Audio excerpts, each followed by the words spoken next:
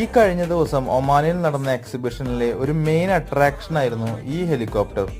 ഇതിന്റെ model number പറഞ്ഞാൽ ചിലർക്കെങ്കിലും അത് ഓർത്തെടുക്കാൻ സാധിക്കും. പ്രമുഖ മലയാളി വ്യവസായിയായ യൂസഫ് അലി ഈ അടുത്തിടെ സ്വന്തമാക്കിയ എയർബസിന്റെ H145 സീരീസിൽ വരുന്ന ഒരു ഹെലികോപ്റ്ററാണിത്.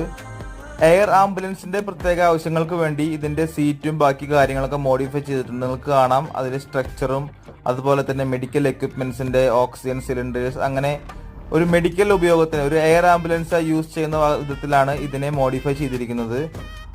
ഒരു എക്സിബിഷൻ സെന്ററിന്റെ അകത്ത് ഇത്രയും വലിയൊരു ഹെലികോപ്റ്റർ ഡിസ്പ്ലേ ചെയ്യുക എന്ന് പറഞ്ഞാൽ അത് വളരെ വലിയൊരു ടാസ്ക് ആയിരുന്നു.